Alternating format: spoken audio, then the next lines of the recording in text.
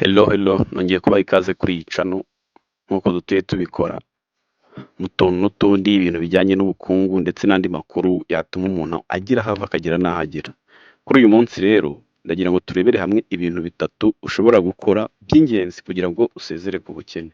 Niba nawe uri umwe mu bantu bashaka gusezera ku bukene, ndagira ngo untege amatwi tuganire kuri ibi bintu bitatu by'ingenzi, nkubwire ibintu bitatu by'ingenzi wakora kugira ngo usezere ku bukene.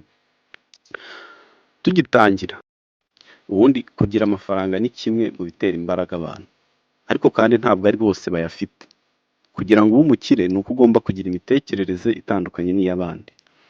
Ikindi kandi, aho umukene n'umukire batandukaniye ntabwo ari ku miryango baturukamo, ahubwo ni uburyo batekereza. Muri iyi nkuru tugiye kubagezaho imyumvire itatu umukire aba afite kandi ikamufasha gukomeza kwigwizaho imitungo. Ubyumve witonze ubikurikize, kuko urubuga rwitwa Elcrem rwasanze ari byiza ko buri wese agira iyi myumvire mu gihe ashaka gukira agasezera ubukene. Ikintu cya mbere, ushora wowe ubwawe. Ushora wowe ubwawe tugendeye kuri Warren Buffett, umunyamerika w'umushoramari ukomeye cyane. Abwira abantu ko ari byiza gushora umutwe aho gushora amafaranga mu bikoresho. Niba ushaka kuba umutunzi nka Bill Gates na Aliko Dangote, shora umutwe wawe nk'uko aba babikoze. Aba ni abahirwe kandi bubashywe kubera ko bafite ubumenyi n'ubwenge mu mutwe wabo. Byose bibafasha gutekereza udushya kandi bakadukora. Abakire batakaza igihe cyabo basoma ibitabo, bareba uko abandi bahagaze. Niba utamenya uko abandi bahagaze, ntabwo uzagira amatsiko yo kubarengaho. Uzumva ko wageze aho ujya. Ubuzima bwawe ni ubukungu buhambaye. Ubukungu ni ugushyira ibintu mu mwanya wabyo. Ikintu cya kabiri, intego yawe ijya iba kwinjiza gusa. Abantu bashaka gukira, ariko abantu bashaka gukira ntabwo bagira impungenge z'amafaranga batakaje gusa, ahubwo bita ku byo binjije. Bakora ibintu bizatuma binjiza amafaranga aho gukora ibituma bayasohora.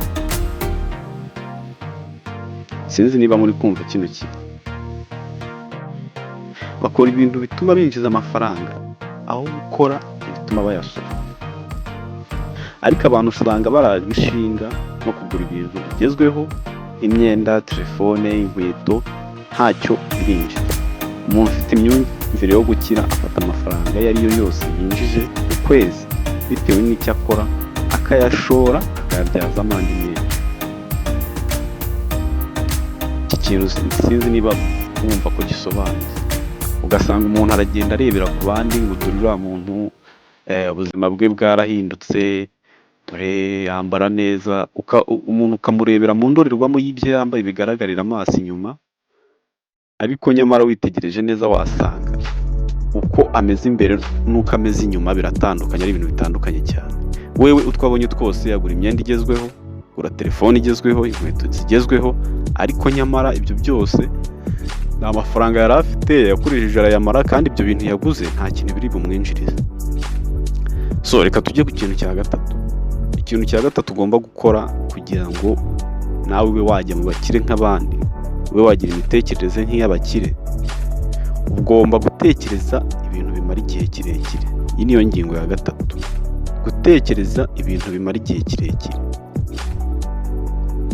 Abakire batekereza ibintu by'igihe kirekire.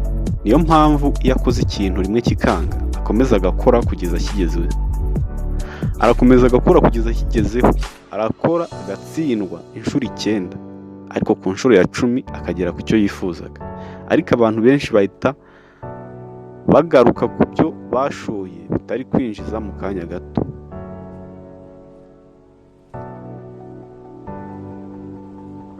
Kugira ngo ube umukire bisaba kwihanganira ibyo uri gukora, kandi ugakora ibyo ushoboye byose kugira ngo ugere ku ntego yawe. Kino kintu sinzi muri kucyumva.